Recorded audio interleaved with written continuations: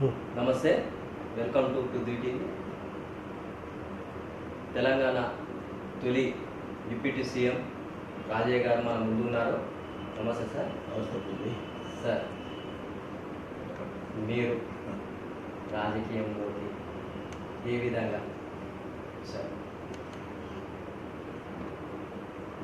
ప్రజలలో ఉండేవాళ్ళు ఎప్పుడో ఒకసారి రాజకీయాలకు రావాల్సి వస్తుంది. అట్లా వ్యక్తిగతంగా నేను డాక్టర్గా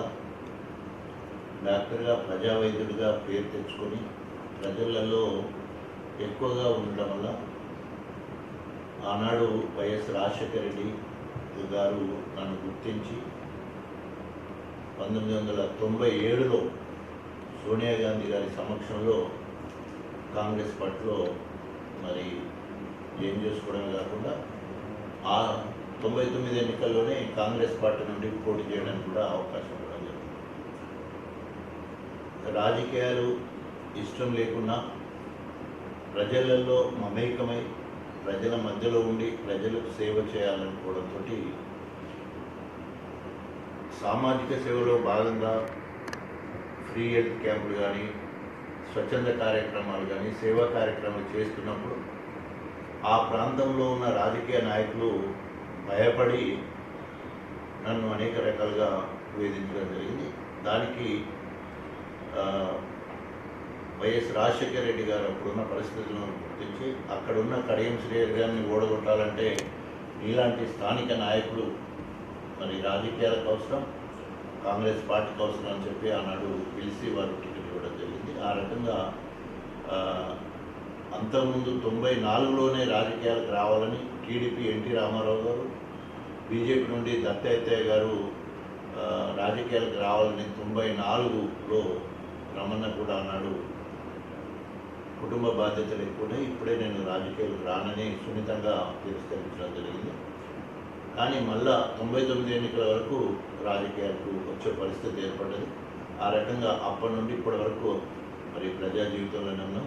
దానికి ముందు 1994లోనే మాదిగ సామాజిక ఉద్యమం ఎంఆర్పిఎస్ కృష్ణమాదిగ గారి నాయకత్వంలో ఎంఆర్పిఎస్ ఈదునూరులో మరి మొదలైతే వరంగల్ జిల్లా నుండి అత్యధికంగా మరి మంచి వృత్తిలో ఉన్నా కూడా అత్యధిక జనాభా గల మాదిగాలకు నేను అండగా ఉన్నా, నేను మాదిగవాడని చెప్పడానికి గర్వపడుతున్నానే ఉద్దేశంతో వారి నాయకత్వాన్ని బలపరిచి 94 నుంచి వెళ్ళి మాదిగ దండోరలో పనిచేసి 99 ఎన్నికల వరకు వచ్చే వరకు ఎమ్మెల్యేగా పోటీ చేసే స్థాయికి రావడం జరిగింది.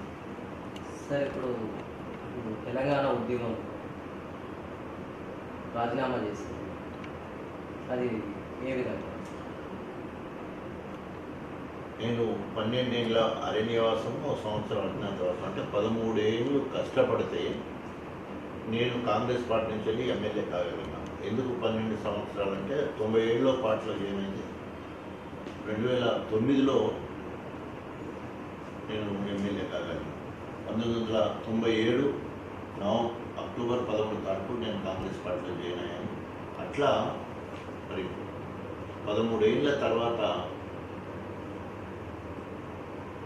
మహాకూటమి అంటే టీడీపీ, టీఆర్ఎస్, సిపిఎస్సి 4 పార్టీల నుండి కడియం శ్రేణి నిలబడితే వాళ్ళ సపోర్ట్ తోటి నేను కాంగ్రెస్ పార్టీ నుండి 2009 ఎన్నికల్లో మొదటిసారి గెలవడం జరిగింది. అప్పటికే తెలంగాణ ఉద్యమం నడుస్తూ ఉంది.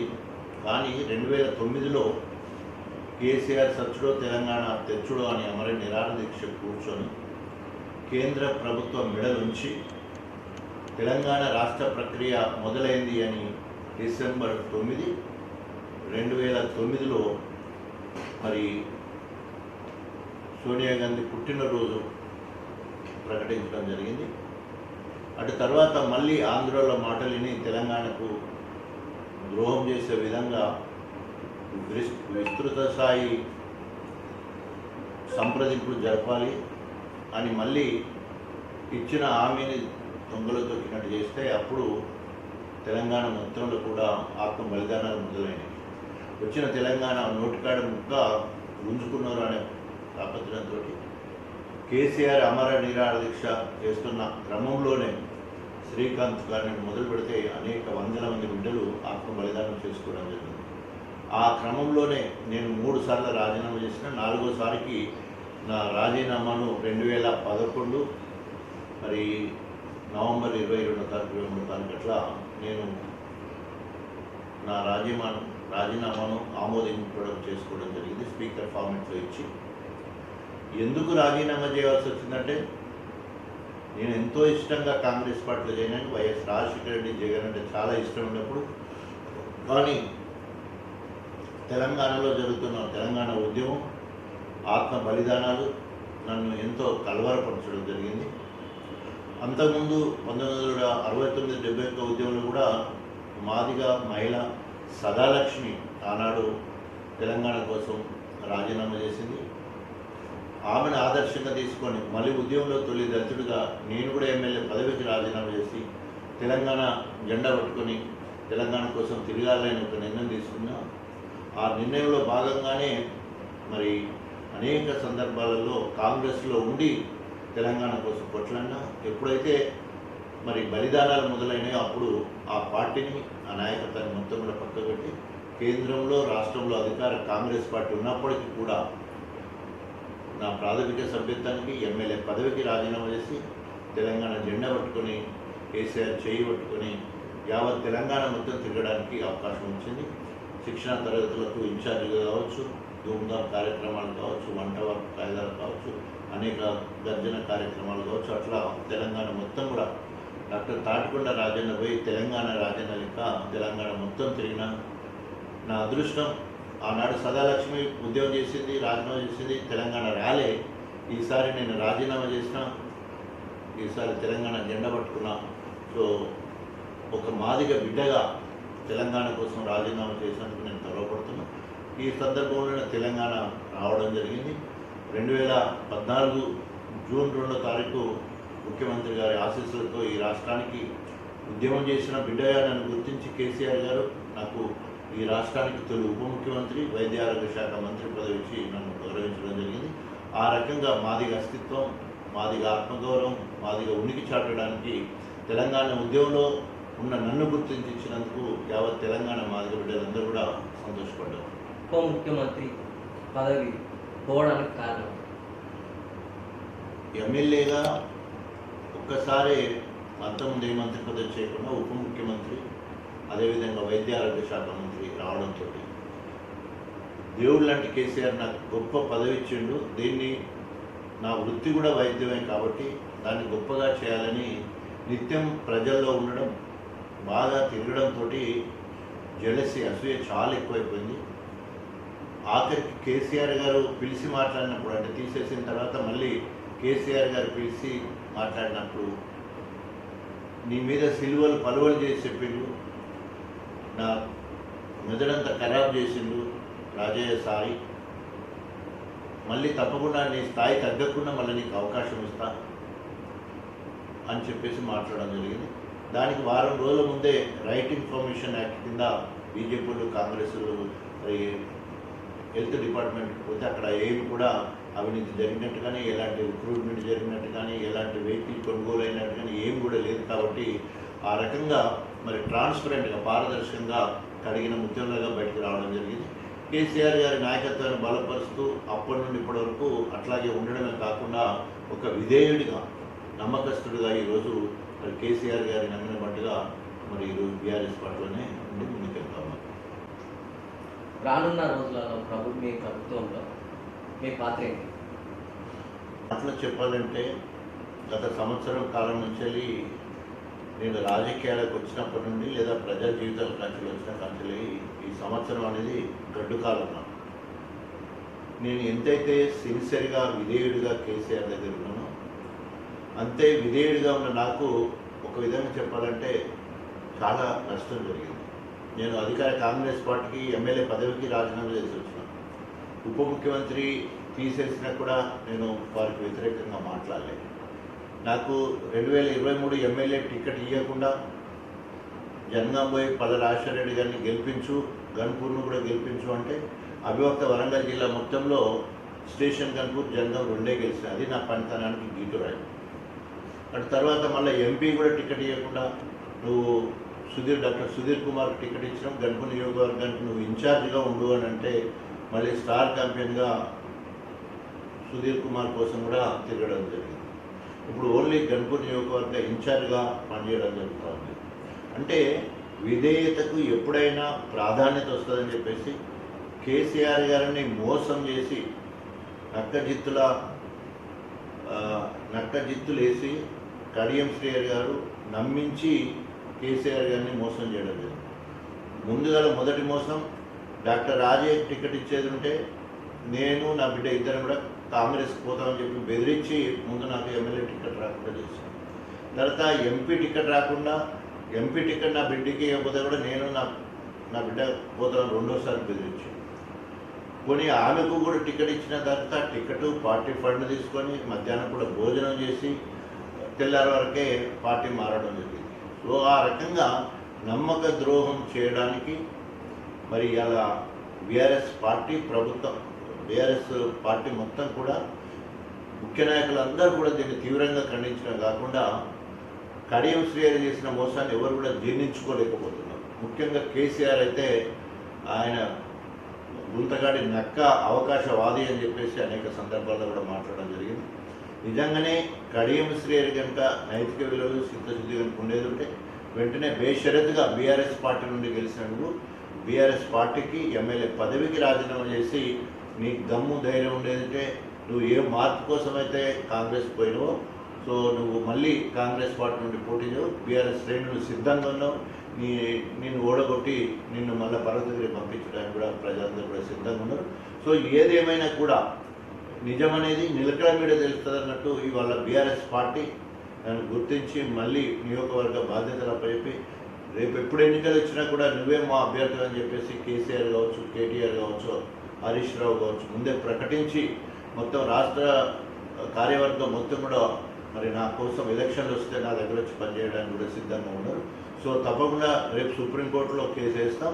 3 నెలల లోపు ఇప్పటికే వారు సమాధానం చర్య తీసుకోవాల్సి ఉంటే తీసుకోలేదు కాబట్టి సుప్రీంకోర్టు ఇంటర్వ్యూన్ అయ్యి తప్పకుండా కడియం శ్రీహరితో పాటు మిగతా వాళ్ళందరినీ కూడా బహిష్కరణ వేటు చేయడానికి అవకాశం ఉంది. మళ్ళీ అనర్హత వేటు అంటే 6 సంవత్సరాలు పోటీ చేయకుండా అనర్హత వేటు వేస్తుందని చట్టంలో ఉంది.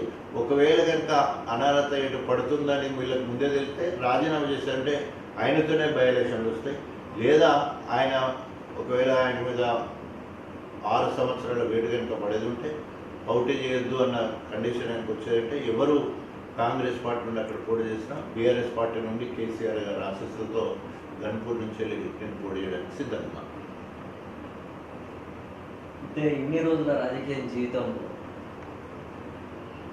సాధించాలి మీకు తృప్తి కలిగినవి అంటే ముఖ్యంగా నేను వైద్యుడిగా ప్రజా వైద్యుడిగా జాతీయ స్థాయిలో ఒక ఉత్తమ పిల్లల డాక్టర్గా వచ్చినందుకు నాకు ఇప్పటికీ కూడా వైద్య వృత్తిలో నేను చాలా తృప్తికరంగా ఉన్నాను. అనేక మందిని నా దగ్గరికి తీసుకొస్తే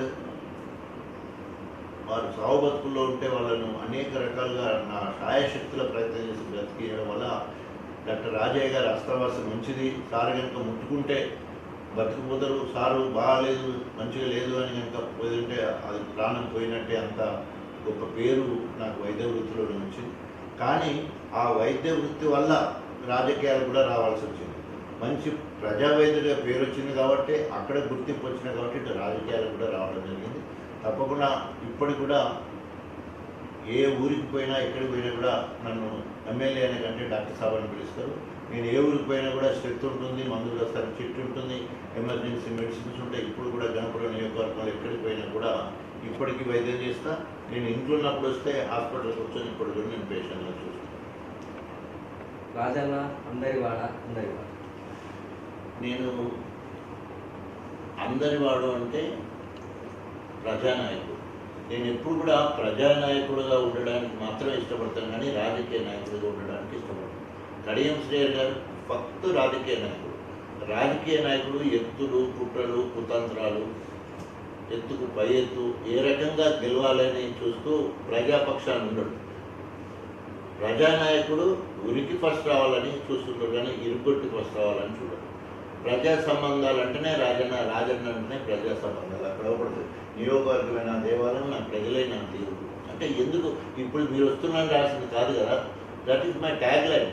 అంటే జీవితాంతం కూడా ప్రజల మధ్యలో ఉండాలి, ప్రజల మధ్యలో చనిపోతూ ఉండాలి. చనిపోతాను అనేక సందర్భాల్లో అనేక సభలలో కూడా నేను చెప్పుకుంటాను.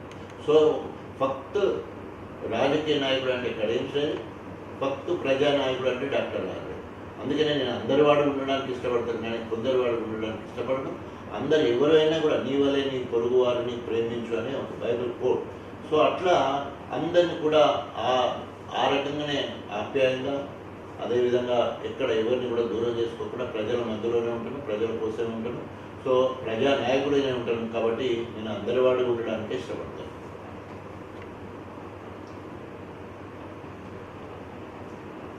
మీరు మీ నియోజకవర్గాన్ని ఇది చేయలేకపోయాననేమన్నా ఎప్పుడన్నా అనిపించిందా? అంటే ఇది అతిశయోక్తి కాదు, అంత గర్వం కూడా కాదు. కానీ నేను ఎమ్మెల్యే కాకముందు ఎన్ని పెండింగ్ పనులు ఉన్నానో అవన్నీ కూడా పూర్తి చేశాను.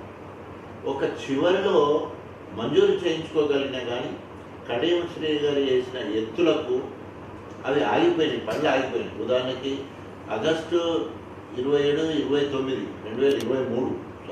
2023 ఆగస్టు నెలలోనే 100 బెడెడ్ హాస్పిటల్ శాంక్షన్ అయింది. 37.5 కోట్ల రూపాయలు మంజూరైనాయి, జీవో కూడా ఇష్యూ అయింది.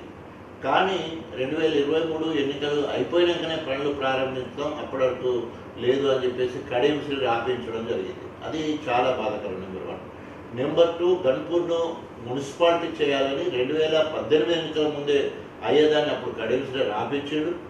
మళ్ళీ మొన్న 24 ఎన్నికలకు ముందే కావాలి, అప్పుడు కూడా రెండోసారి కూడా కడియం శ్రీ ఆపించాడు. అంటే కడియం శ్రీ ఆల్మోస్ట్ తన పిల్లలను తనే తింటుందంటే ఆకలి మొత్తం చూస్తున్నాం. సీన్ ఇప్పుడు అంతా ఇన్స్టాగ్రామ్లో వచ్చినాక తెలుస్తా ఉన్నది పాము నచ్చకుంటుందో.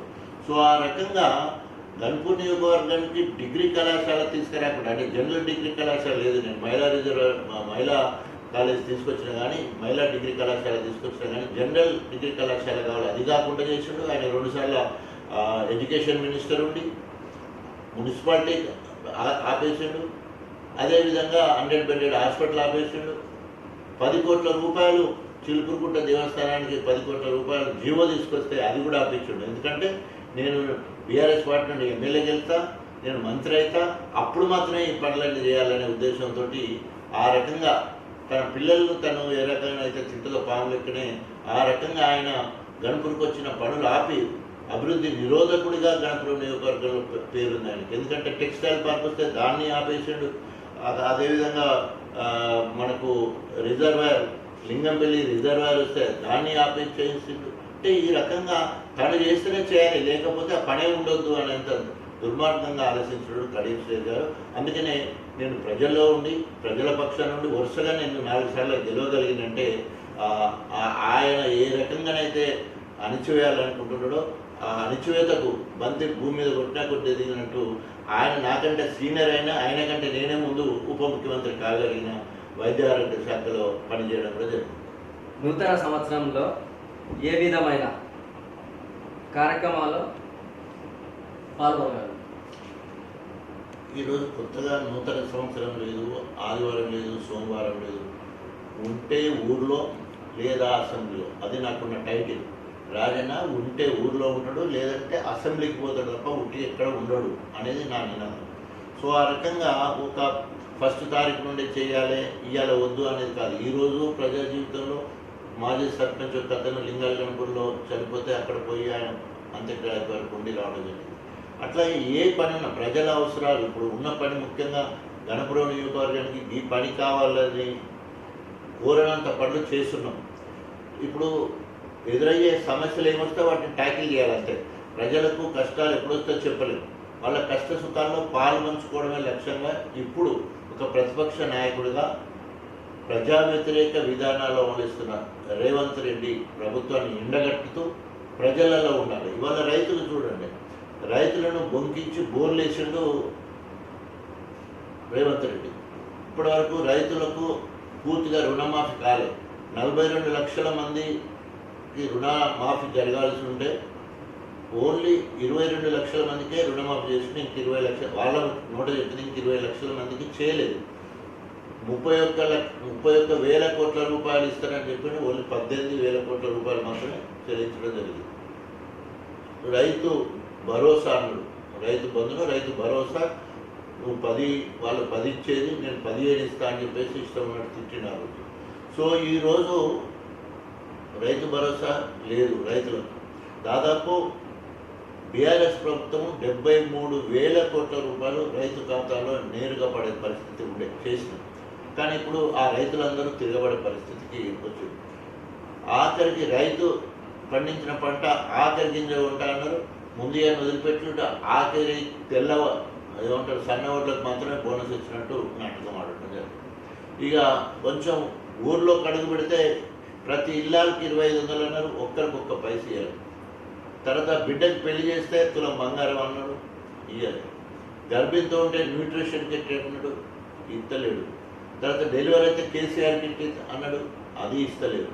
తర్వాత రైతుకు బీమా లేదు. తర్వాత ఒంటరి మహిళకు 2,000 4,000 అన్నారు, లేదు.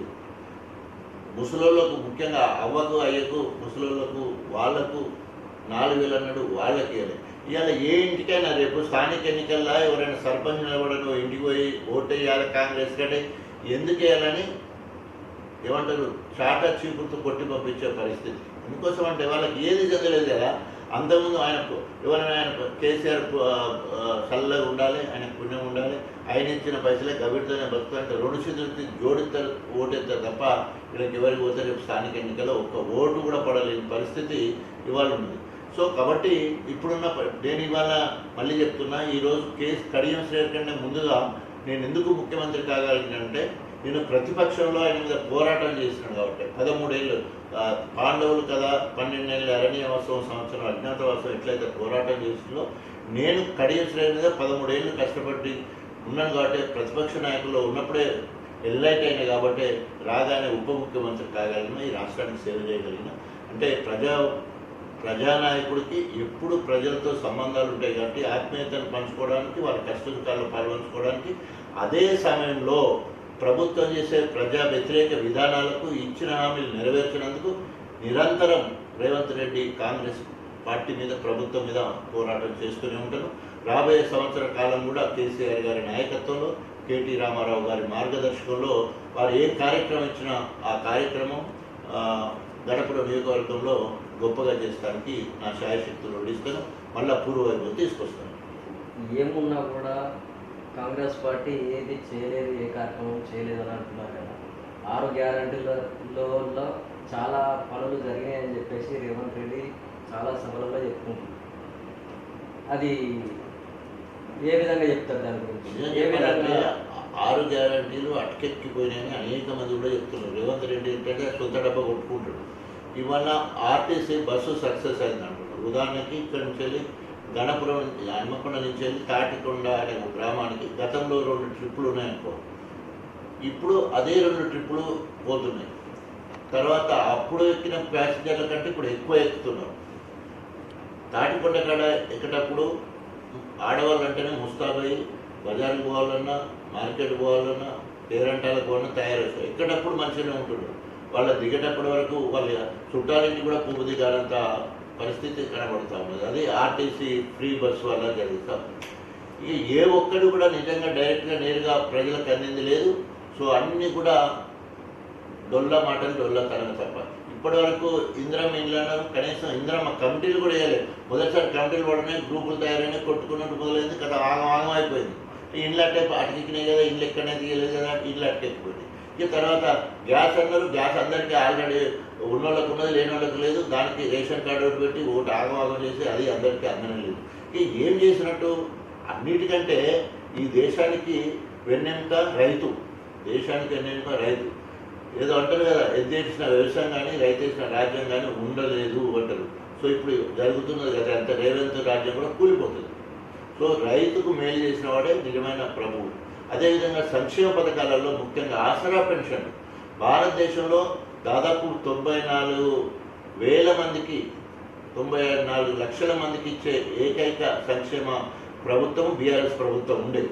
సంక్షేమ రంగం అంటే అనేక రకాలుగా చేతి వృత్తుల వాళ్ళకి పెన్షను, వృద్ధులకు పెన్షను, ఒంటరి మహిళలకు పెన్షను, వితంతులకు పెన్షను, 58 సంవత్సరాల వృద్ధులందరికీ కూడా పెన్షన్ కార్యక్రమాలు, ఆశా ఎయిడ్స్ పేషెంట్లకు, HIV పాజిటివ్ వాళ్ళకు, తర్వాత రీనల్ డయాలసిస్ చేసుకున్న వాళ్ళకు, బోధకాలు ఉన్న వాళ్ళకు, ఎన్ని రకాలుగా అంటే అణగారిన వాళ్ళందరినీ అక్కడ చేర్చుకున్నప్పుడు ఆత్మీయత ఎక్కువ ఉంటుంది. ఆ రకంగా సొంతం చేసుకునే పరిస్థితి ఉంటుంది. ఎక్కడ కూడా రేవంత్ ప్రభుత్వాన్ని మెచ్చుకునే ప్రజలు లేనే లేరు. తప్పకుండా త్వరలోనే కాంగ్రెస్ పార్టీ ప్రభుత్వం కూలిపోతుంది.